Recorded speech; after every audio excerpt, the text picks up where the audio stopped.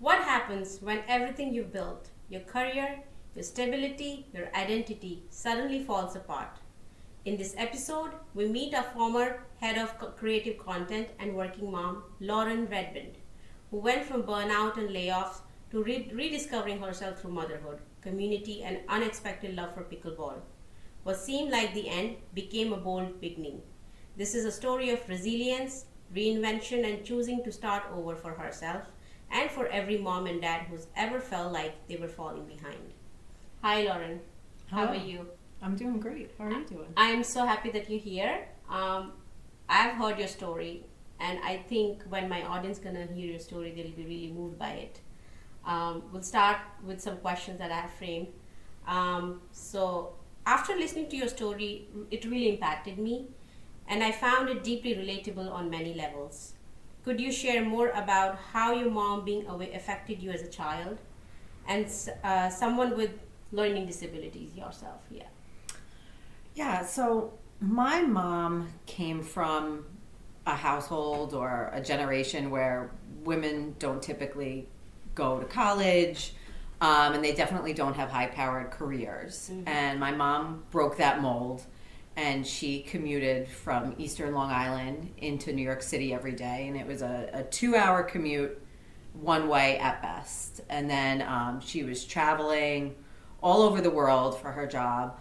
So at a young age, I learned how to rely on myself, how to do things for myself, how to figure it out. Being diagnosed with learning disabilities in the 4th grade, I just learned that I had to work harder than most people. My brother is very intelligent, got great grades, and didn't even have to try. And I had to do all the things, the studying, the flashcards, taking notes, extra help.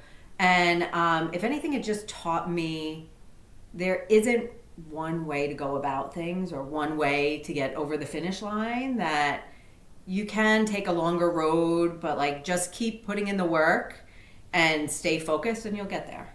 Yeah, that's pretty. And I think you told me how your dad also helped you when your mom was away. If you can talk about that a little bit, how his role was, with you as a child. Well, my dad and I are very much alike, and as there's always one child that's more like one parent than the other, so we get each other, and then sometimes we kind of butt heads with each other and things like that.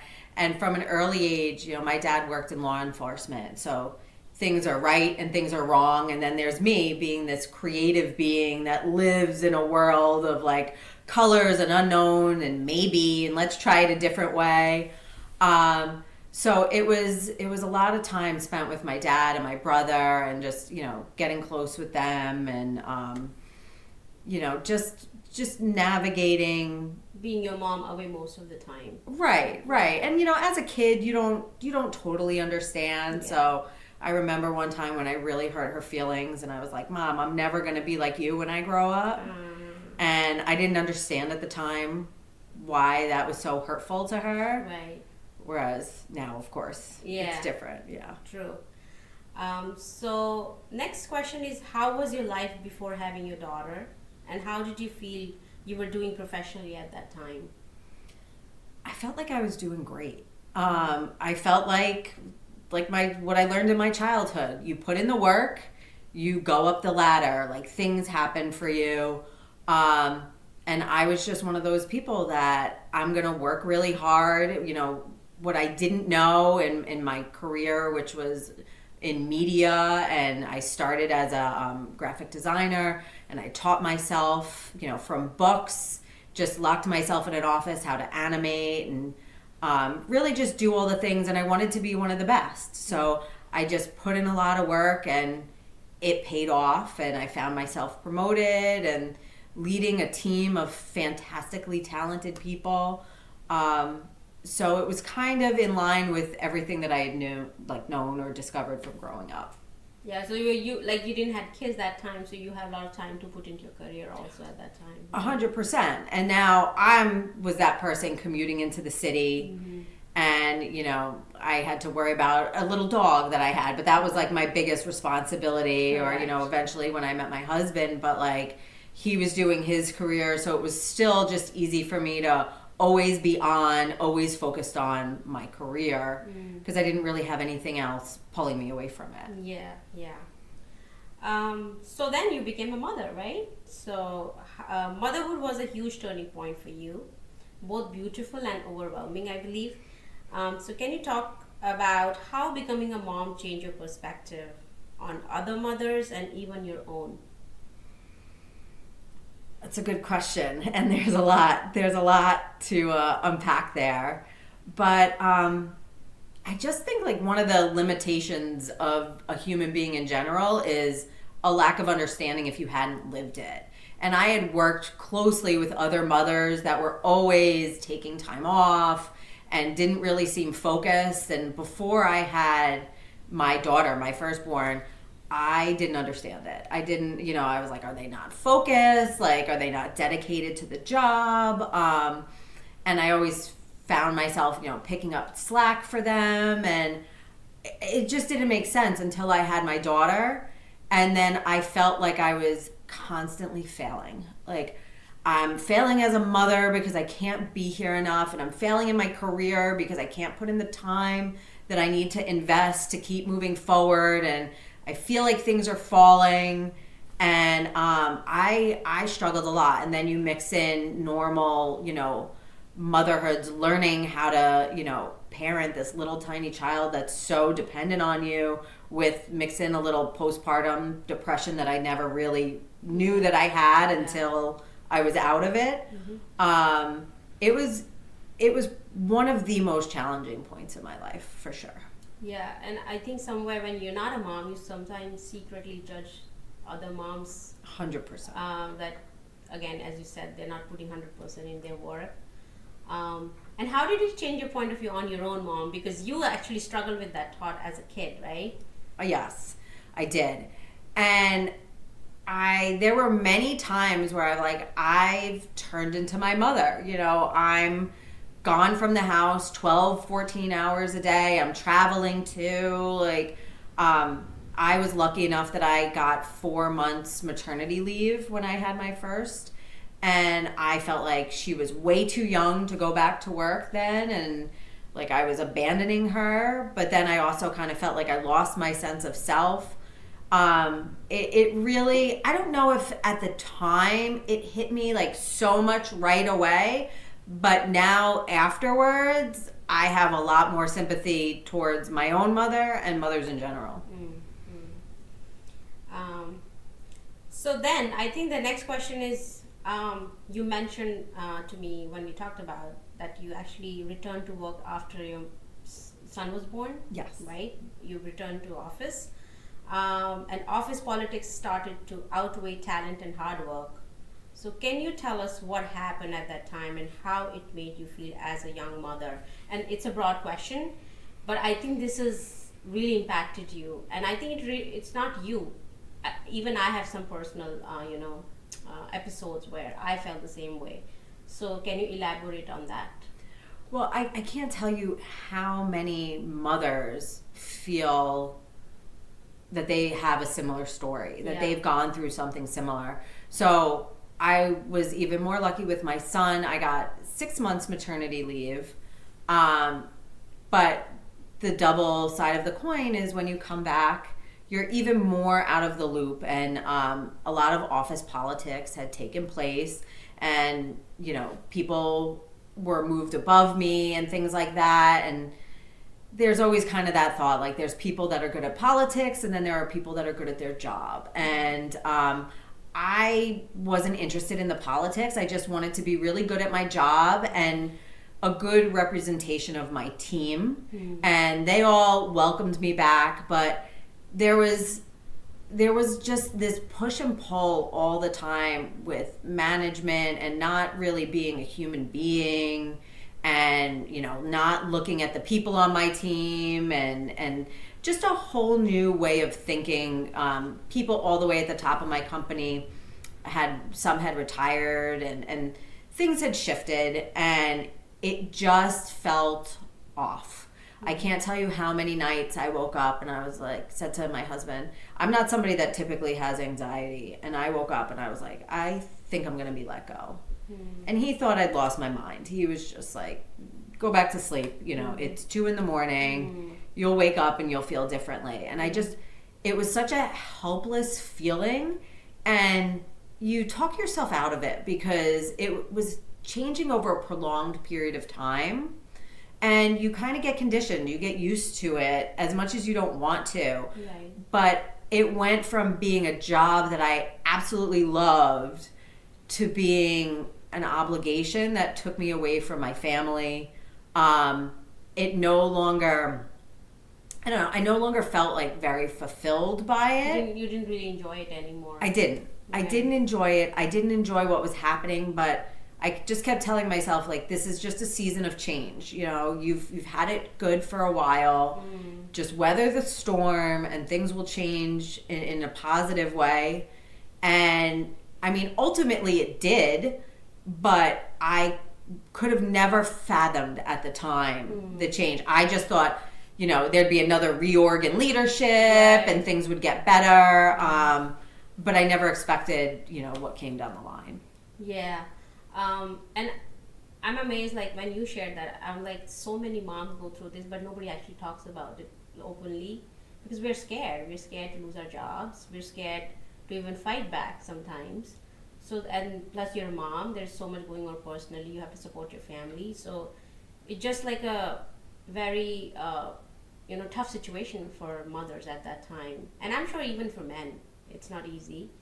Tell me, so I remember, the day of you were laid off. Tell me about that night when your son was sick or your daughter was sick, right? It was my son. He was very, very young. And I was supposed to go in office. This was, we were still in a hybrid model. I think we were home 1 or 2 days a week and then in office in New York City the rest of the time. And I was supposed to be in the city, and my son came down with like 3 infections. He had like croup, he had upper respiratory infection. There were a lot, like there was just no way I could go into the office that day. So I called my manager and I just said, I can't make it in tomorrow. And she was like, okay, fine. And I stayed home with my son. And then the next morning, I should preface this with, I worked an early shift. I was usually in the city by 5 a.m. But this particular day, I'm working from home, and it was 6 a.m. and I got a call from my skip level manager that was like, hey, can you jump on, a Zoom call? And I was like, oh, sure, being disheveled, like, oh, they're going to ask me about a project I'm working on or something. And then I get on the call and I see, my skip level manager, who at one point, I had been at this company for 14 years. So we had worked side by side. At one point he was my boss, and then everything changed and now he's my skip level. And a woman from HR, and being a member of senior leadership, I thought it was bizarre that I didn't know somebody, but it didn't hit me until he said that she was from HR. And then it hit me like a ton of bricks. And you kind of, as you're going through all these changes and thinking that, okay, I might get let go, and part of you is like, is that such a bad thing? Because, I've been thinking, I can't do this until I retire. Like this particular season of life that I was in at this time, I was like, I don't want to do a job like this until retirement. I don't like the person that I am right now. But then, so part of you is like, well, maybe it would be better. And then, you really just don't know until it happens. Right. And, I was devastated. I was just completely, I kind of knew it was going to happen, but when it actually happens, you realize that you have no idea. Right, how bad it is. Yeah. And, it happened at 6 a.m. in the morning. Maybe we were off the call by, I don't know, everything's kind of a blur, but 6:15 the latest. And I remember, like, I will never forget this day in my life, like, waking my husband up and telling him. And it was a Thursday before Thanksgiving. And my husband was like, this is a good thing. Like, this is a good thing. Like, we're going to be okay. And, like, kind of, I think, trying like, to hold each other. yeah. And I think also trying to reassure himself Yeah. a little bit.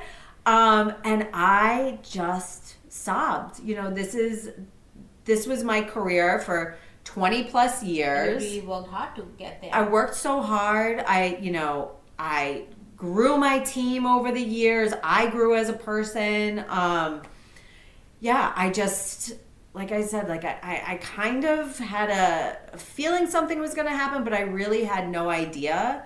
And you go through all the levels of grief and all the, you know, stages. yeah, because you're kind of like, this is a world that you've known for so long, and now you're just ripped from it. Because where I worked, you don't go back into the office. They pack up your desk, they ship it home.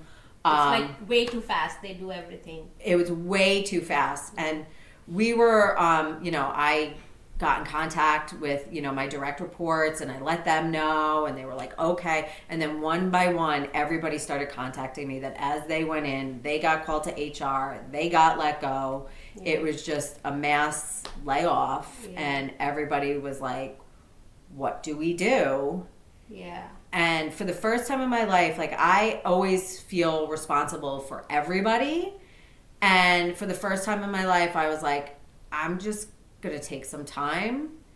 And like, previous me, probably me pre-kids, would have been like, I gotta get right back out there. I gotta get another job where I can hire all these people back. And I was just like, take it easy. Yeah, I need to reset, to get myself together. Like, this is not something I can just bounce back from quickly. Yeah, I mean, just to end this whole conversation, I just feel like you put so much energy into a company emotionally, like you invest yourself working hard, but the end process, when they lay you off, the whole emotional connect is gone. It's very, very mechanical. Right.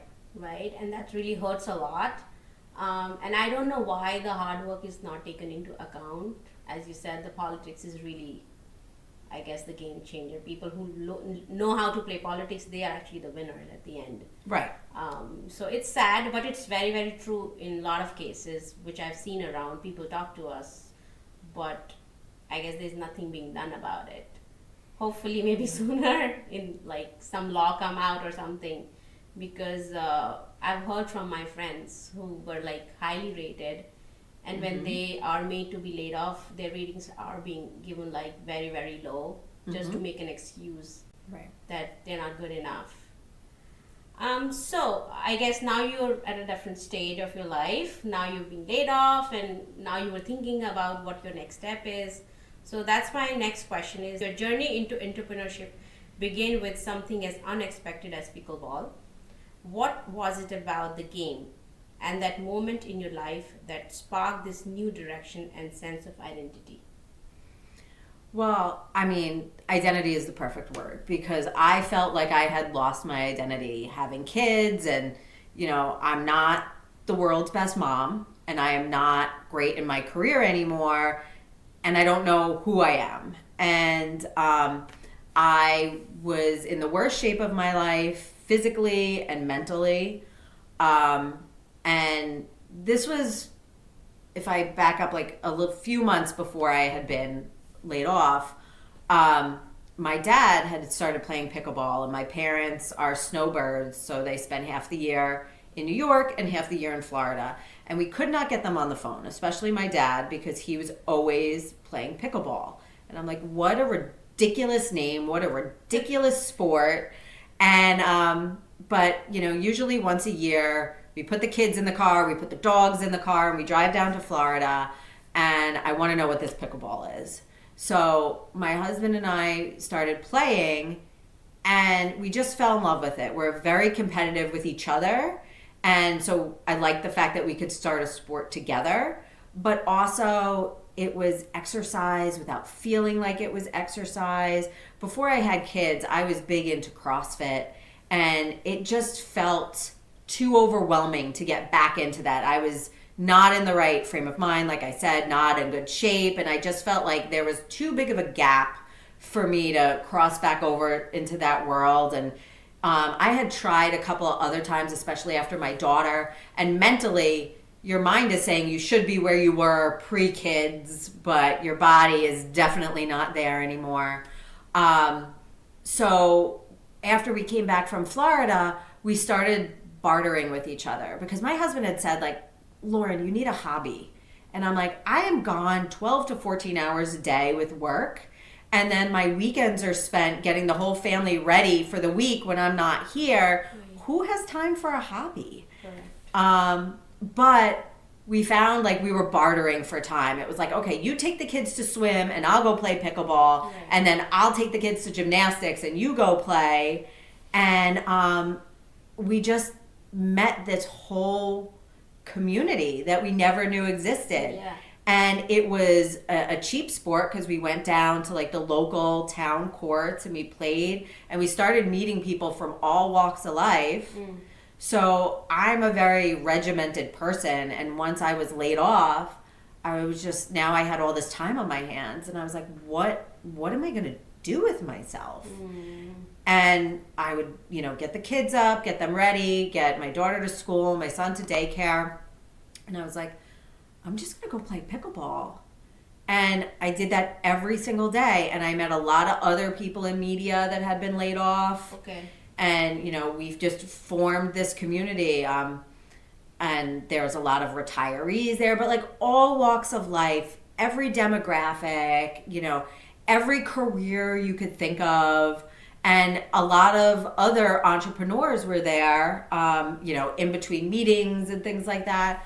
So it really kind of got into my blood. I was like, I love this. And I started saying, like, I want to open up a pickleball facility. Like, I want to open up an indoor place. Like, I saw that the nearest places are 25 minutes in every direction or at least 15. And that's far for especially working people that don't have a lot of time. So I was just like, I think I'm going to do this. And as you can imagine, it became your calling. It became my calling, but it wasn't, I didn't just kind of make the decision and go. I kind of floated it out there, and the people that I thought would kind of rally behind me were not the ones. And it wasn't their fault when I think about it in hindsight. Like, I expected my husband to be like, go for it. Yeah, live your best life. Like, do your dream. I got this. And he was like, whoa, pump the brakes. This is not realistic. Yeah. Like, just start looking for a job. He was just being practical. Right. Yeah. Right. And, ever since I knew him, I had the same career that I had. And he was the one that got to, like, grow his career and figure out what he wanted to do. So it was just a complete, role reversal. And that took a huge adjustment. Like, it was a lot. And people don't normally talk about that. Yeah, I remember you said, like, how the voices in your head never really stopped. And that happens to many people. When you want to do something, you really go back and forth. And finally, there is something which makes you decide, okay, now I have to go about it. And, I should not really think anymore. So, tell me about that. Well, I think like anybody else, I tried to talk myself out of it. And, through the pickleball community and the other media professionals that had gotten laid off, they introduced me to this startup. And so, I tried to do what my husband wanted me to do, my family was telling me to do, and get back out there. And it just wasn't a good fit. It was the same thing. It was supposed to be better work-life balance, and I was working from home and traveling sometimes. But it also turned into, even though I was working from home, it was 12-hour days and things like that.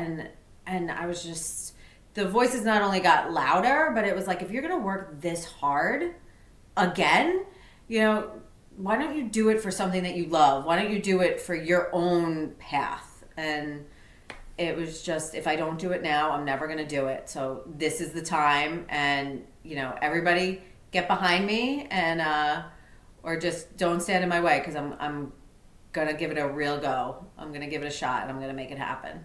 That's awesome. Actually, that brings me to the next question. So now you've decided this is your thing.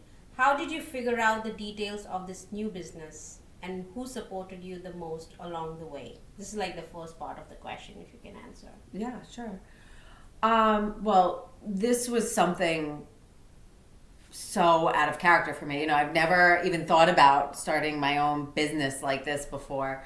So, through the pickleball community, one of the entrepreneurs down there told me about the Farmingdale SBDC, and they were phenomenal. I called up. They set me up with this guy. His name is Brandon DeFeo, and he was phenomenal. He's like an old soul in a young body, and like just is so helpful and supportive. So he helped me put together, my business plan and my projections, but so much more. Like, I can't even just like boil it down to that. He helped me, and he's not a pickleball player yet. I'm working on him, but he helped me, think about my pricing and my marketing. And it was just, more than I could have ever hoped for. And it was just such an education for me that to this day, he's still one of my biggest supporters. And my next question, part two of this question, is what do you see as the true value your pickleball business brings to your customers? So, like we've been talking about, there's just something special about pickleball. Anybody that plays pickleball, I'll say 3 times. I don't even think it takes 3 times, but it gets into your bloodstream. It's very addicting, and it's because of the exercise, but it's mainly because it's such a social sport. And with it being so social, you really get this sense of community, and it's really hard to explain to somebody who hasn't been there and hasn't lived it. But anybody who has played it and felt it knows exactly what you're talking about. And meeting all these people and seeing how, everybody's still trying to play when it gets cold out, and everybody's bundled up, and because they don't want to have to drive 25 minutes to an indoor place. And I was like, well, there's a need, and I want to keep this really special community component that we found. So I want to make it, first and foremost, good quality pickleball and good programming, but I also want it to be a community hub. I want it to be a place that, let's say we play pickleball, right, and then, we're done playing, and hopefully, we've got a good sweat going on, and we might not want to now go out to lunch, right, because it's like, okay, we just played pickleball, right, but so we'll have grab and go food, so we don't have to, we're done playing, but now we can continue our conversation over lunch at the facility, self-pour beer and wine, right. And we'll do special themes at night, maybe like a trivia night or country line dancing, so that it just becomes something that hopefully everybody will want to not only come there for good pickleball, but if people get injured or something, because unfortunately that happens, because people play too often or too hard or things like that, but they'd still want to come down and watch their friends or hang out or grab a bite to eat. Yeah, even like you can maybe have like moms with young kids, like have a Jimbori kind of setting, and they can play pickleball, and the little babies and the kids can have a good time together. Like a lot of bonding can happen. So I think 100%. It's awesome, great ideas. I just want to expand this question. How did you take care of the financial aspect of this business? Like, I'm sure it's a big risk. Like, how did you make sure that you cover that risk in this whole journey? Well, the SBDC, they offer funding options, so you can get loans through them. They work with certain banks that do SBA financing, so they help you put together, like I said, your business plan and everything, and tell you exactly how you need to submit it to the banks. And then you have to put in, I believe it's 10% of whatever your costs are, your build out costs or your overhead. And And yeah, they hold your hand every step of the way. And because, for my case, like I'm a startup, if I'm not working with the Farmingdale SBDC or the SBA and I'm going to a bank by myself, they're not really going to listen to me. They're going to be like, listen, we don't help startups. Like once you have 2 to 3 years of proven financials, come back and we'll talk. Because in their eyes, it's too risky. But having the backing, the SBA backing, makes it very appealing then to banks and, opens doors that ordinarily would be a lot harder. Right. And I remember you told me like you have a partner and they're Indians. Mm-hmm. That's pretty interesting that you have a partner from different ethnicity and you guys are trusting each other to build this new business. And they bring certain kind of skill set that you don't have, and you bring your own skill set that they don't have. So it's a pretty interesting partnership. You hit the nail on the head. So as I was doing this process, maybe like 9 months prior, I had heard through the town that this guy who owns Urban Air, is also looking to open up a pickleball facility in the area. And I was like, oh, that's interesting, but I'm not going to go seek him out, or that would be weird, or, I took myself out of it.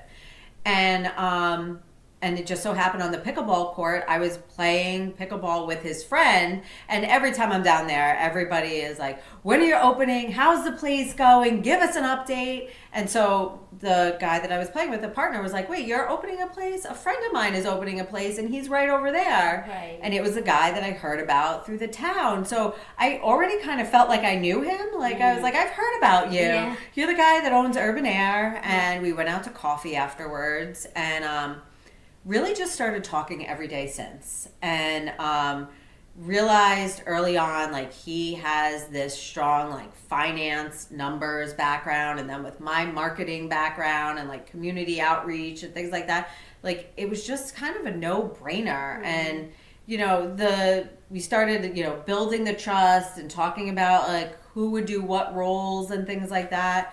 And just more and more, it was like, why are we going to be competitors when we can partner and be so much stronger for it? Yeah. So that's what seems happened. like a perfect marriage. Yeah. Yeah. Okay, so now actually we're finally at the end of the podcast, and I have the last question for you. If you could share one message with any mom or even dad out there who's just being laid off or feels like they're failing to balance it all, what would you tell them? It's a good question. And I think there's 2 parts to it.